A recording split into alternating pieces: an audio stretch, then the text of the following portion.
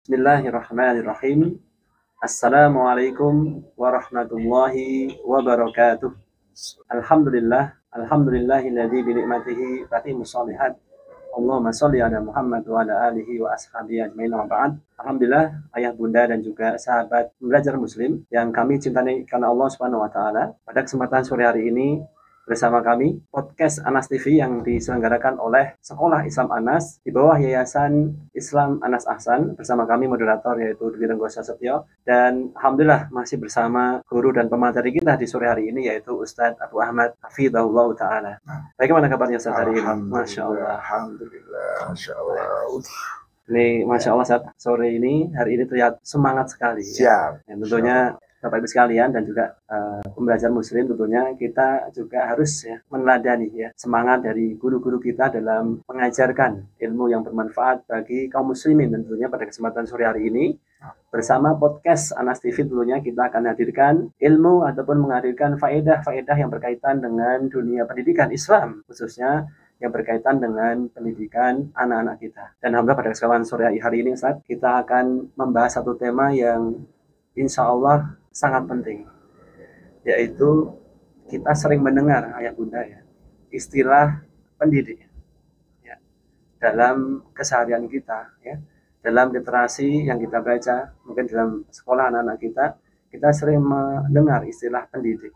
Nah, sebenarnya siapa Ustadz pendidik itu dalam sudut pandang Islam? Kemudian nanti juga mohon sekiranya Ustadz bisa menyampaikan sifat-sifat seorang pendidik yang sebenarnya sudah dicontohkan oleh salafus saleh, khususnya Rasulullah SAW, para sahabat dan juga generasi soleh terdahulu, sehingga kita bisa mencontoh apa yang menjadi karakter-karakter positif dari para pendidik kita. Barakallahu fikum. Baik. Bismillah wassalatu wassalamu ala Rasulillahi wa ala alihi wa ashabihi wa man tabi'ahum bi ihsan ila yaumil qiyamah.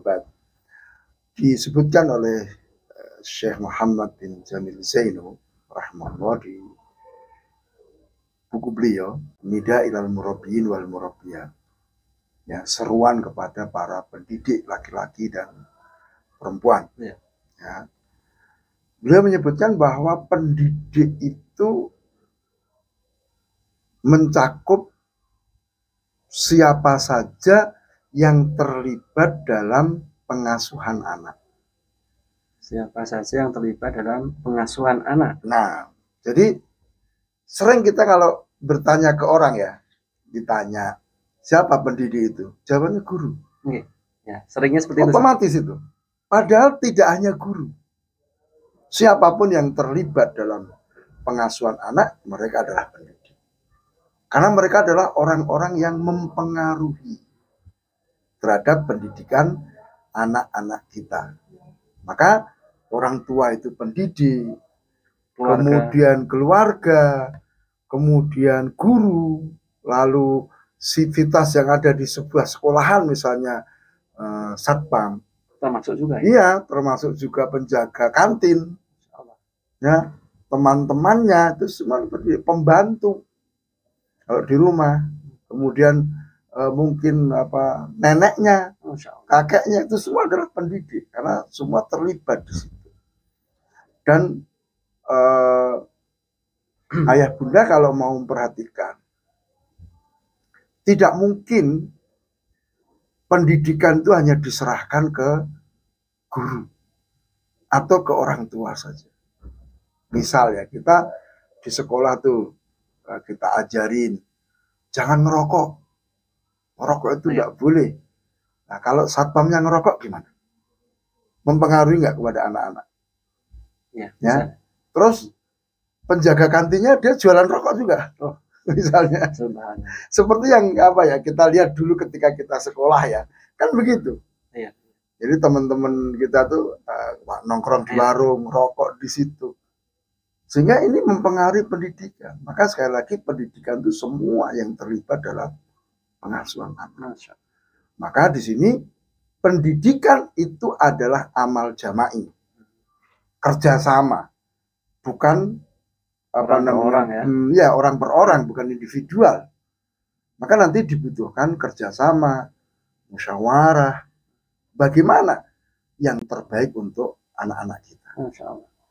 Ya, satu tadi tentunya banyak sekali ya pihak-pihak yang terlibat dalam proses pengasuhan anak. Nah, tentunya bagaimana kemudian kita bisa menjaga, memberikan pagar-pagar yang tepat, ya, sehingga pendidik yang mungkin berinteraksi langsung dengan anak-anak kita atau peserta didik kita ataupun yang tidak berinteraksi langsung itu bisa kemudian memang memberikan dampak positif pada anak, bukan sebaliknya.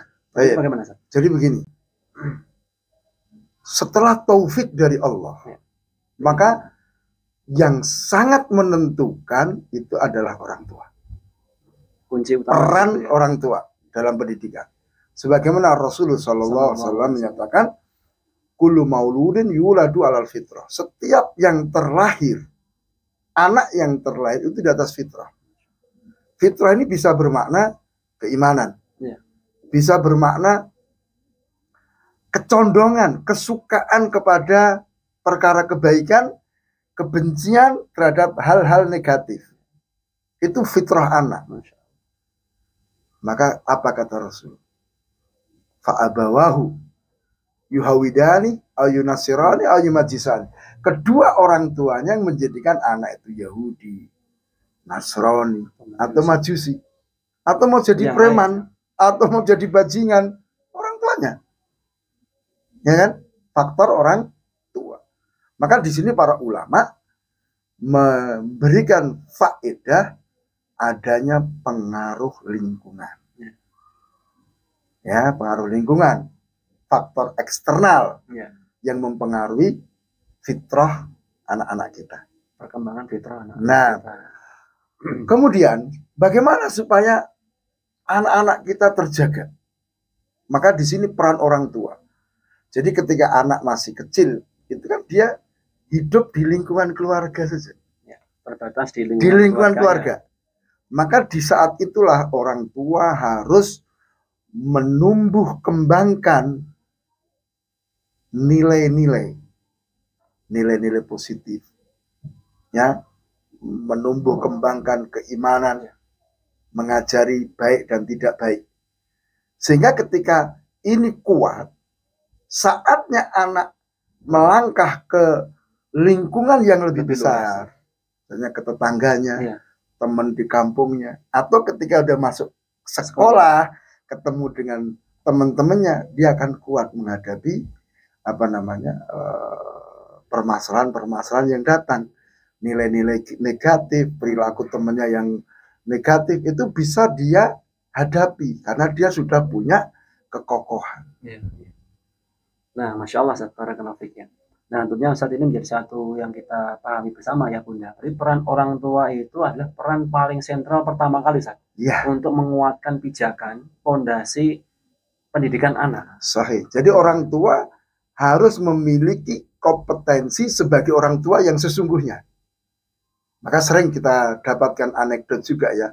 Ini orang tua betulan, ada orang tua kebetulan. Kebetulan aja dia jadi orang tua karena punya anak.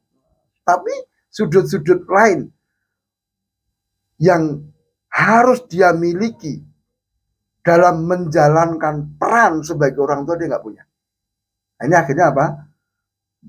Banyak terjadi kesalahan-kesalahan, banyak anak-anak terlantar, sehingga terjadilah kerusakan. Dan lihat apa yang dikatakan oleh Imam Ibnul Qayyim di Tuhfatul Maudud, bahwa mayoritas kerusakan anak itu bersumber dari kedua orang tua. Jadi, ima tidak dididik, ima salah dalam mendidik.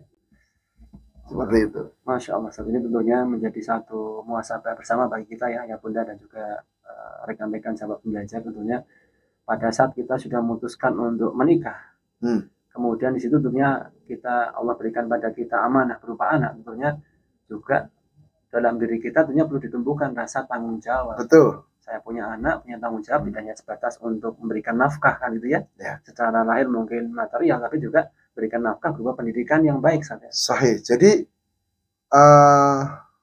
orang tua dia juga punya punya fitrah. Orang itu juga punya fitrah untuk menjadi seorang tua. Ya, tetapi ini akan berkembang, akan menjadi baik ketika memang ditopang dengan keilmuan. Jadi orang tua itu kalau misalnya dibiarin ya dia akan bisa. Misalnya memelihara anak itu ya bisa.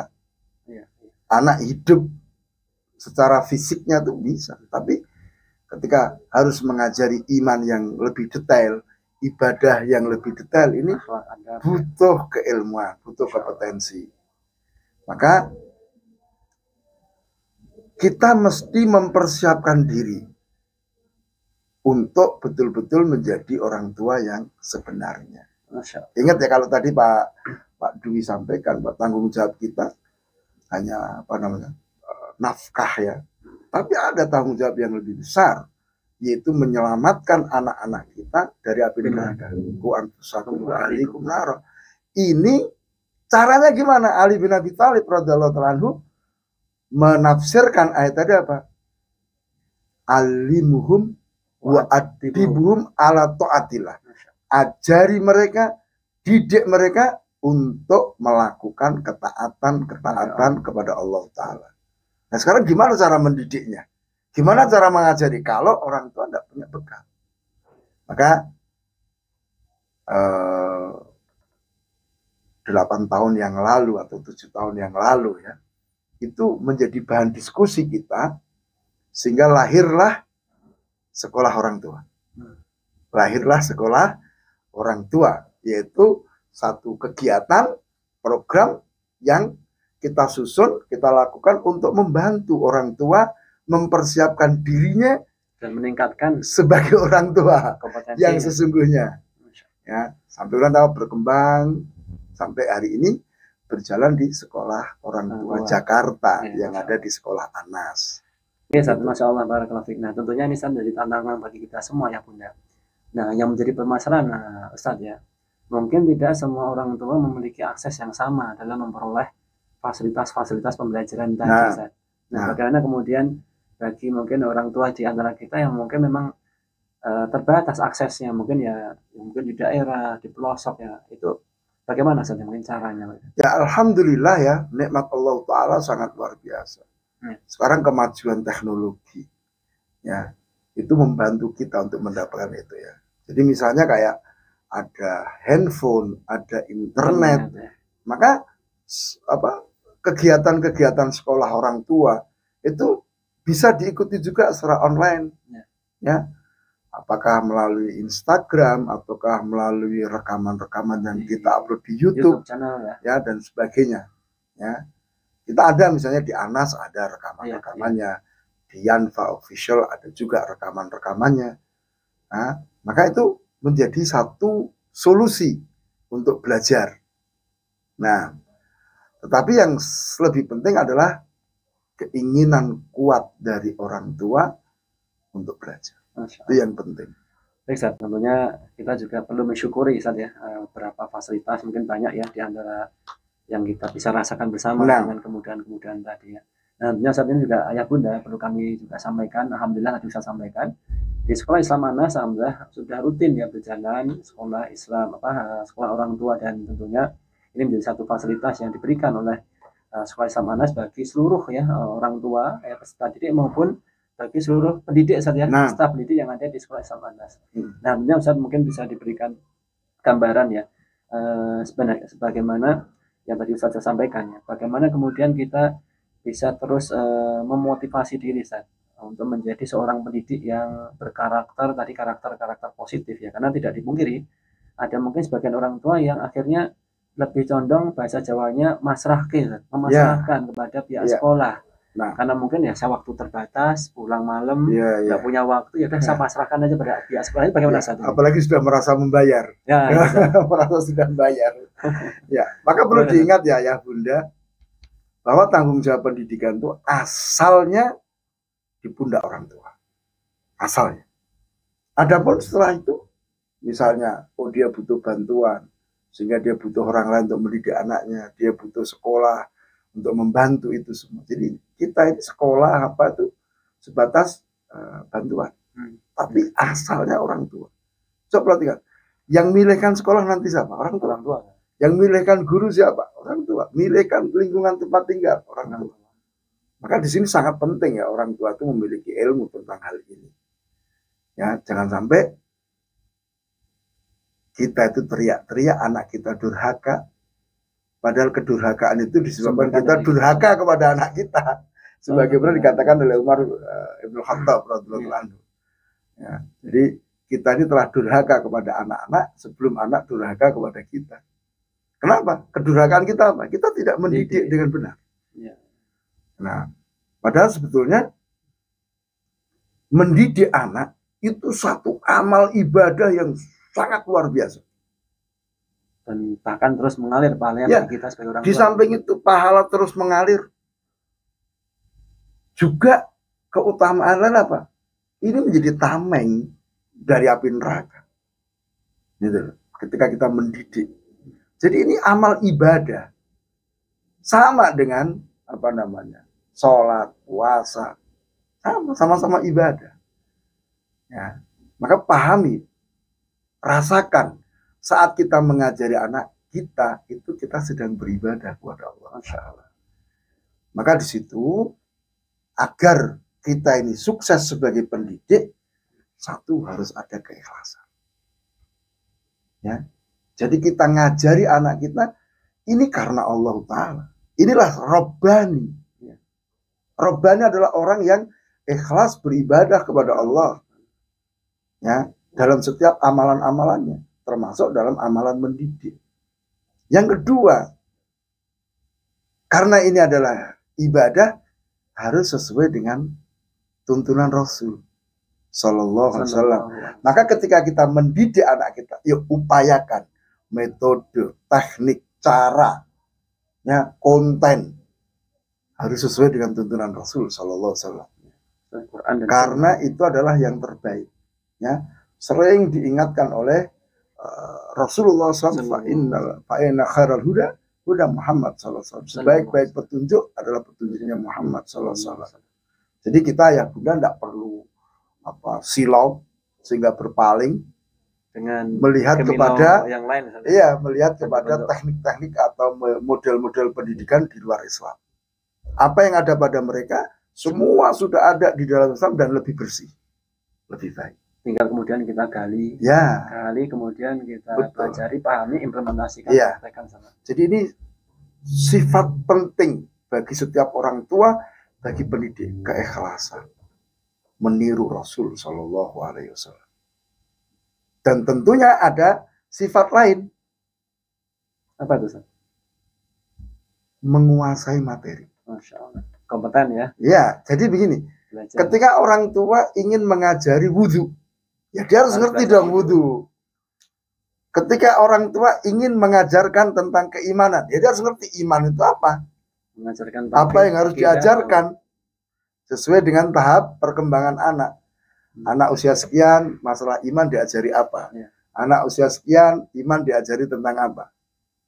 Kemudian dia juga harus memiliki keterampilan dalam menyampaikan. Artinya dia punya metode-metode yang efektif, efisien saat mengajari anaknya. Jadi jangan konten saja, tidak cukup. Tapi bagaimana cara menyampaikan? Cara menyampaikan, ya mengkomunikasikan. Ya, misalnya ini banyak banget ini. Ketika kita bicara tentang pendidikan iman, itu banyak orang tua yang kebingungan, nggak ngerti gimana ngajarkan perkara yang gaib pada anak-anak. Ya, bagaimana menjawab pertanyaan dari anak-anak berkaitan dengan Allah Ta'ala, berkaitan dengan malaikat, terkait dengan surga dan neraka, yang itu semua perkara gaib. Maka kalau kita pengen sukses harus punya kompetensi, punya keahlian di situ. Dan tentunya itu harus dimiliki dengan cara belajar, saja. Ya, harus belajar. Karena apa? Mohon maaf. Karena ketidakmampuan orang tua dalam menjelaskan, akhirnya apa? Terjadi penyimpangan. Yang kedua, akhirnya orang tua itu marah, lari dari anaknya. Karena merasa tidak mampu menjelaskan. Ketika ditanya, tidak mampu untuk menjelaskan, kadang akhirnya marah sama anaknya. Sehingga komunikasi terputus. Padahal kemarin mungkin dalam materi Ustadz yang lainnya itu kan pentingnya komunikasi. Betul. Ya, supaya diterima dengan baik oleh anak-anak kita. Betul. Jadi ini yang harus jadi di samping keikhlasan, menggunakan metode sebaiknya dicontohkan oleh Rasul, dia harus kuasai materi, dia harus kuasai metode. Kemudian perlu kerjasama. Iya, penting sekali. Internal keluarga, ya mungkin kalau tinggal hanya suami, istri, ayah, ibu, dan anak mungkin lebih mudah. Tetapi ini tidak jarang terjadi konflik karena pemikiran pendidikan yang tidak sama. Maka harus ada penyatuan visi misi antara ayah dan ibu dalam mendidik anak. Nah, ini akan lebih berat lagi tantangannya saat tinggal bersama keluarga besar. Ada kakeknya, ada neneknya, ada pamannya, ada keponakannya. Ini semua kan mempengaruhi. Ya, apalagi nanti kaitannya dengan kakek nenek ya. Kita terapkan, tidak boleh gini. Tapi kasihan, nenek bilang dikasih. Ini kan akhirnya ini. Dan itu yang sering terjadi, Ustaz. Sering terjadi orang tuanya memberikan arahan seperti ini. Tapi pada saat anak-anak kita mungkin ke kakeknya, neneknya, karena mungkin sayangnya luar biasa gitu ya kepada cucunya gitu kan.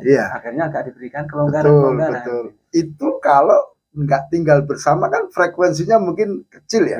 Ketika kunjungan aja. Nah, bagaimana kalau kita tinggal bersama? Maka berapa kali di sekolah orang tua itu ketika ditanya, Ustadz siapa yang harus belajar, ayah saja atau ibu saja? Enggak, sampai kakek neneknya harus ikut sekolah orang tua. Supaya terjadi kesamaan visi misi.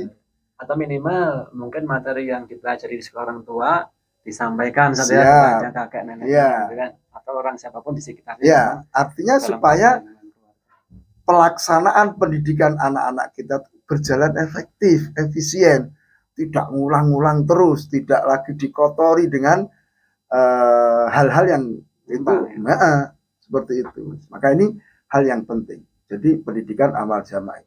Kemudian, jika dari situ perlu musyawarah, perlu kerjasama, kesepakatan. Nah ini kadang, mohon maaf, banyak para ayah itu melepas, diserahkan tanggung jawab pendidikan kepada ibunya, gitu kan? Padahal ini mestinya tanggung jawab bersama. Boleh kalau dibolehkan ya, kita istilahkan ayah ini kepala sekolah. Ayah kepala sekolah, ibu ini gurunya. Masya Allah. Kebijakan-kebijakan ayah. Prakteknya ibu. Walaupun nanti dalam penyusunan kebijakan, ya tentunya tadi saja musyawarah. Nah, jadi itu. Kemudian juga hal lain yang harus difahami adalah orang tua harus ngerti, yakin bahwa anaknya itu beda-beda. Apalagi misalnya beda jenis kelamin, beda pendekatan. Itu beda pendekatan, beda karakternya, beda umur. Ya, ini penting karena kadang kita dapati orang tua itu menyamaratakan semua anak-anaknya. Tidak ada dibedakan bagaimana dalam mendidik, dalam menangani mereka. Semua disamakan. Ini hal yang kurang tepat lah gitu. Nah, baik saudara kalau nah tentunya tadi ayah bunda ya, ini berapa karakter dari sifat pendidik yang masya Allah yang baik kan gitu. Nah tentunya apakah bisa ditambahkan tentunya kan dalam menghadirkan kita belajar, kemudian kita bermusyawarah dengan kerjasama tadi kan tentunya dibutuhkan juga sifat sabar. Ini jadi innallaha ma'as sabirin. Allah itu bersama orang yang sabar. Allah akan membantu. Allah akan menolong orang-orang yang sabar. Ya. Kalau kita tidak sabar kan nggak jadi mendidik. Udah ngajari sekian lama nggak paham-paham. Ya kan? Nah, terkadang itu saat yang kadang menjadi tantangan orang tua ya, mungkin ayah bunda kita juga merasakan sama-sama orang tua. Satu titik krusial yang harus dipahami oleh ayah bunda. Bagaimana Ustaz? Kalau misalkan memang ini kan juga kita orang tua pada satu sisi tertentu, wah kok kayaknya mentok gitu ya. Nah itu bagaimana kemudian kita menghadirkan kembali sifat sabar tadi Ustaz? Ya tadi terus gitu. Wasta'inu bis-sabri was-shalah. Pahami? Kita ini meminta tolong dengan kesabaran, dengan sholat, dengan doa. Jangan lupa dalam mendidik anak doa karena hidayah di tangan Allah Ta'ala. Kemudian satu hal krusial yang tadi saya katakan, bahwa pendidikan itu adalah proses. Berkelanjutan, jangka panjang gitu ya. Butuh waktu. Jangan terpapar dengan virus instan. Sinetron. Si sinetron itu nggak nyampe 5 menit, anak sudah hafidul Quran. Kan? Nggak nyampe 5, tapi di dunia nyata ya butuh proses, butuh waktu. Sehingga dalam proses itu ada waktu, di situ butuh kesabaran, butuh perencanaan, butuh controlling, butuh evaluasi kan, karena dalam proses. Dan tentunya proses tadi kesabaran saat ya, ini tentunya juga dibutuhkan mungkin ada 2 kata lain, saat pengorbanan dan perjuangan. Siap. Ya. Kemudian satu hal penting juga di antara karakter pendidik itu lemah lembut kasih sayang. Ilmu tidak akan bisa diterima kecuali disampaikan dengan kelembutan. Meskipun kontennya benar. Ya. Tapi kalau cara menyampaikannya kasar, orang tidak terima. Kembali kepada materi komunikasi pendidikan. Nah, maka di sini seorang pendidik harus memiliki sifat lemah lembut. Ya, bahkan dikatakan Rasul sallallahu alaihi wasallam, "Idza aradallahu khairan li ahli baiti, ya, adkhalahul arifqa alaihi." Kama qala Rasul. Ketika Allah menginginkan kebaikan pada satu keluarga, Allah akan masukkan lemah lembut ke mereka. Kelemah lembutan kepada mereka. Maka adanya kelemah lembutan, hilangnya kekasaran, itu alamat kebaikan. Maka kita dalam mendidik anak jangan galak-galak gitu ya, jangan keras, jangan kasar, kelembutan. Sebab kalau kita aja ketemu udah mukanya menakutkan, anaknya udah tegang, anak tertekan, kira-kira masuk enggak apa yang kita sampaikan? Enggak. Jangankan materi, mungkin ditanya, namamu siapa? Kamu dari mana? Enggak bisa jawab. Karena sudah ketakut. Tapi dengan kelembutan, kasih sayang, anak merasa aman, nyaman, maka dia akan bisa menerima pelajaran-pelajaran itu. Ini disampaikan juga oleh Syekh Shalih bin Abdul Aziz Al-Syekh di Syarah Tadaburatul Usul. Nah, Masya Allah, barakallahu. Nah, tentunya bagaimana saat kita bisa memilah dan memilih. Tadi kan kasih sayang lemah lembut. Ada kalanya apakah memang dibutuhkan sifat bukan keras ya, tapi mungkin sifat tegas.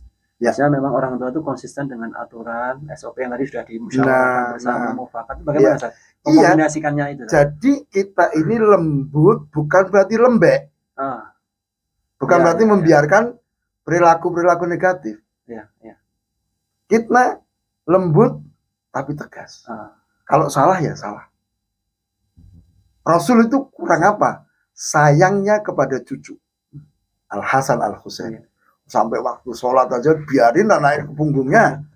Tapi begitu mereka melakukan kesalahan, makan kurma sedekah, didatangi, keluarkan. Sampai dimasukkan itu jari Rasul ke mulutnya cucunya. Kurang lembut, kurang sayang apa, tapi ini salah. Nah, kadang kita ini para ayah bunda, ya karena kasihan, masuk kecil, dibiarin. Kan gitu kan? Padahal itu salah. Kelembutan, kasih sayang yang keliru. Sehingga banyak juga ya, dengan alasan kasih sayang, mereka memanjakan anak. Manja dalam arti negatif. Semua keinginannya dipenuhi. Padahal permintaan yang negatif misalnya. Nah, seperti itu. Jadi kita lembut tapi tegas. Jadi bisa dikorelasikan, digabungkan saja antara keduanya ya. Dan itu memang dibutuhkan dalam proses pendidikan anak-anak kita. Karena apa ya? Ketegasan itu beda dengan kekasaran. Jadi misalnya ketika anak kita salah, tegas kita nggak boleh. Tapi kan caranya tetap kasih sayang, lembut. Ayo keluarkan. Kamu nggak lupa kalau ini nggak boleh makan kurma sedekah. Beda kan, woi kamu anjing lo, kamu masa gitu dimakan gini. Ini kasar. Iya. Jadi ketegasan itu dibangun di atas kalimat-kalimat kelembutan. Nah, tegas dalam aturan yang sudah dimusyawarahkan, mufakatkan keluarga tadi. Ya. Dijalankan ya, kemudian diingatkan bila dasar itu bentuk dari ketegasan dengan cara tetap lemah lembut. Nah, saat ini tentunya ayah bunda sekalian, nah tadi kita sudah melihat saat bagaimana karakter yang positif yang seharusnya ada pada seorang pendidik. Nah, mungkin dalam tataran dunia sekolah, Ustaz, apakah ada mungkin hasil evaluasi pengamatan Ustadz gitu ya, orang tua yang sudah memberikan pijakan pendidikan yang bagus dengan sifat karakter tadi, yang dia mungkin di masa-masa sebelum sekolah formal ya, mungkin masuk TK di usia 4, 5 atau 6 tahun di SD, sama yang mungkin yang belum menerapkan karakter sifat-sifat tadi, itu ada pengamatan dari antum nggak? Ada bedanya nggak anaknya? Sangat beda sekali, sangat beda sekali. Di anaknya ya? Iya, di anaknya sendiri misalnya orang tuanya yang keras, kasar, itu anak cenderung apa ya, tertekan, penuh dengan kekhawatiran, penuh dengan ketakutan, sehingga dia nggak los bahasa kita ya, sekolah itu ya takut gitu kan. Apalagi nanti misalnya gurunya juga sama dengan orang tuanya, ada ambiar ini, ya kan? Karena memang itu kejiwaannya kita tertekan, lu ada trauma kejiwaannya, perasaannya. Tapi untuk anak yang masya Allah ya, di rumah dia dapatin kelembutan, kasih sayang, dia juga waduh, dia itu optimis, anaknya periang, itu kelihatan sekali gitu. Jadi sangat besar sekali ya pengaruh dari orang tua pada anak. Maka inilah pentingnya kita ayah bunda yuk belajar. Nah, dan juga mungkin juga pentingnya misalnya pentingnya juga mungkin dalam hal sudah masuk ke jenjang pendidikan tertentu, ada program kerjasama komunikasi antara pihak sekolah dengan orang tua, ya, sehingga bisa nyambung gitu, San. Ya, harus ketika orang tua memasukkan anaknya ke satu sekolah, itu harus ada kesepakatan, ya. Harus ada komunikasi. Nggak bisa orang tua, hanya aku pasrah 100%, bayar berapa, nanti anakku jadi begini. Tadi ada banyak faktor yang mempengaruhi hasil pendidikan. Laporan perkembangan belajar siswa disampaikan. Sekarang banyak kan orang tua tuh nggak mau tahu anaknya di sekolah itu kayak apa. Bahkan sempat ya, subhanallah, lagi viral juga ini. Ada seorang mahasiswa membohongi ayahnya 4 tahun. Dalam hal kuliah. Dia mengaku kuliah, ternyata dia nggak kuliah, nggak pernah kuliah. Sampai dia ngundang orang tuanya untuk wisuda. Padahal dia nggak tercatat di situ. Ketahuannya waktu wisuda itu. Ini kenapa? Karena orang tua terlalu percaya, kurang kontrol pada anaknya. Jadi pendekatan kontrol juga perlu ya. Ya, jadi orang tua itu apa ya? Yuk komunikasi dengan sekolah. Telepon, tanyakan kondisi anaknya, tanya ke wali kelasnya, tanya ke gurunya. Bahkan sesekali bisa aja ya datang ke sekolah, kunjungan. Ini penting banget. Jangan pernah ya ayah bunda kita masrahkan. Ya. Mungkin sebagai analogi, ayah bunda ketika punya kendaraan baru, nggak dipegang orang? Kemungkinan enggak mau. Apalagi kendaraan mahal misalnya. Enggak.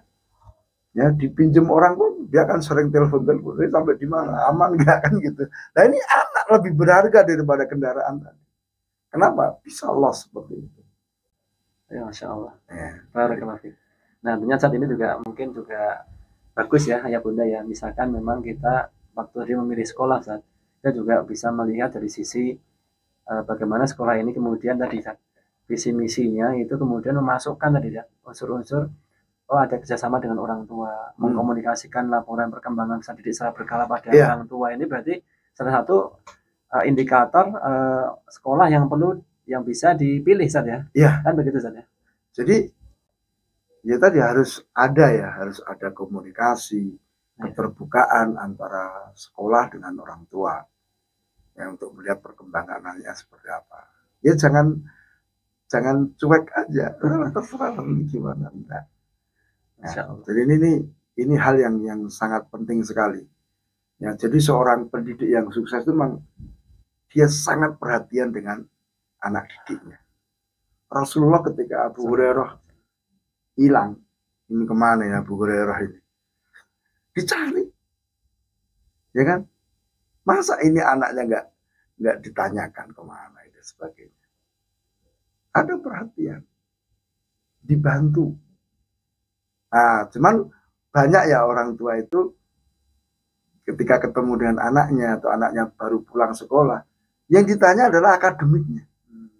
Nilaimu berapa tadi? Nilaimu berapa? Kamu tadi ulangan bisa enggak? Kamu tadi belajar apa? Ya. Kenapa nggak ditanya, kamu di sekolah seneng nggak? Pengalaman apa yang kamu dapatkan hari ini di sekolah? Ingat ayah bunda, pendidikan tidak hanya sempit dalam ranah kognitif. Ya. Tapi yang lebih penting adalah di ranah afektif, perilaku dan psikomotorik.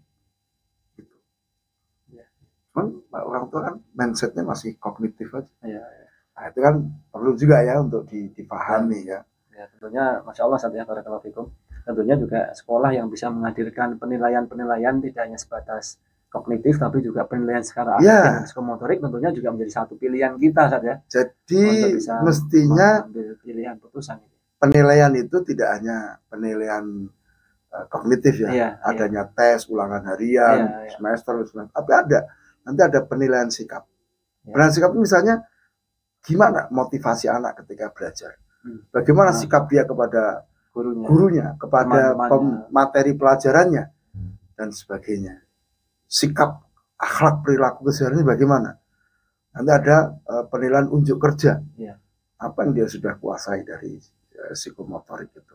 Jadi itu. Nah, cuman kebanyakan sekolah enggak seperti itu. Mereka penilaiannya fokus di kognitif saja, tes saja. Sedangkan ini kan prihatin kita dapat ya sebagian anak, nilai fikihnya tata cara sholat 9, tapi enggak sholat. Akidahnya nilai 9, tapi masih suka berbohong, mencuri. Nah, ini keprihatinan, ya kan? Maka kita kalau mau menyekolahkan anak misalnya, karena itu akan membantu kita pendidik anak, ya pilih sekolah yang memang betul-betul menerapkan hal-hal seperti itu tadi. Tengok, datangi sekolahnya. Ya kalau sifatnya sekolah itu boarding, silakan nginep di situ. Rasakan ya seperti apa kondisi. Saya sering nasihatkan jangan tertipu dengan brosur. Brosur itu mesti nomor 1. Gitu. Gedung jelek aja dimainkan pakai Photoshop jadi bagus. Brosurnya bagus ya, kalimat-kalimatnya bagus kan gitu ya. Iya itu kan. Promosinya tambah bagus, ada diskon dan sebagainya kan itu. Nah, tapi lihat ini masa depan anak kita, anak-anak kita. Maka ya bunda, yuk kita belajar untuk menjadi orang tua yang benar. Kemudian terkait dengan pendidikan ya,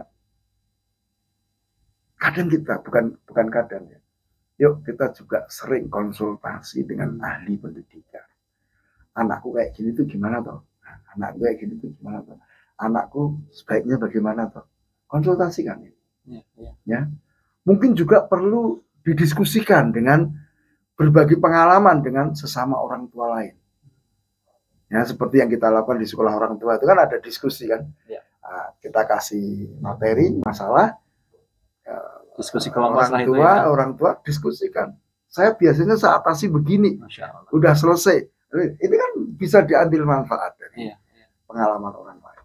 Saling melengkapi, ada pengalaman orang lain yang tidak kita pernah rasakan sebelumnya, itu bisa saling menyempurnakan saja. Ya, jadi salah satu karakter pendidik yang sukses itu dia tidak pernah berhenti untuk belajar. Dia terus belajar, dia terus mengembangkan diri, ya entah itu dengan cara membaca atau menghadiri kajian-kajian terkait dengan pendidikan, atau dia konsultasi, dia bertanya. Ini penting sekali. Toh semua itu kebaikan untuk diri kita, untuk anak-anak kita. Nah, ya Masya Allah, barakallahu fikum Ustaz, ini tentunya materinya sangat bermanfaat ayah bunda sekalian. Jazakumullah khairan Ustaz Abu Ahmad atas materi dan faedah yang sama-sama kita pelajari di kesempatan kali ini. Tentunya ayah bunda dan juga sahabat muslim belajar, tentunya Masya Allah ya, sekali lagi kita mudah-mudahan yang pertama tentunya menjadi sarana bagi kita untuk muhasabah, mengevaluasi diri. Kemudian juga sekaligus kita bisa membangun motivasi. Tadi sebagaimana yang disampaikan Ustaz Muhammad, untuk kita terus belajar, ya, untuk menjadi orang tua yang tadi memiliki sifat-sifat dan karakter yang mulia. Ya, memang dibutuhkan dalam proses tumbuh kembang anak-anak kita, sehingga dengan izin Allah Subhanahu wa taala, dan tentunya ini satu kunci yang sangat penting Ustaz ya. Bagaimana kita juga terus tidak pernah henti-hentinya mendoakan anak-anak kita supaya mereka tumbuh menjadi generasi Islam yang soleh dan solehah, yang tumbuh potensi dan bakatnya sesuai dengan apa yang sudah Allah berikan sesuai fitrah mereka, dan itu juga berjalan tentunya dengan bimbingan, dengan pendampingan yang cukup, yang baik dari kita sebagai orang tua, baik di rumah maupun orang tua di sekolah sebagai yang diamanai sebagai guru atau pendidik di sekolah. Tentunya itu Ustaz ya. Masya Allah, kesempatan kali ini semoga Allah berikan banyak faedah dan berikan banyak manfaat keberkahan dari ilmu yang kita sama-sama pelajari di kesempatan podcast Anas TV yang diselenggarakan oleh Sekolah Islam Anas di kesempatan hari ini. Pada ayah bunda, terus kita mohon pada Allah dan semangat, semoga kita diberikan kemudahan untuk terus memperbaiki menjadi lebih baik ya. Mungkin itu Ustaz. Sekali lagi jazakumullah khairan kesempatan hari ini. Barakallahu fikum, jazakumullah khairan, dan sampai jumpa ya bunda di kesempatan podcast Anas TV berikutnya. Masih bersama kita Sekolah Islam Anas di bawah Yayasan Islam Anas Ahsan. Kita akhiri billahi taufik. Assalamualaikum warahmatullahi wabarakatuh.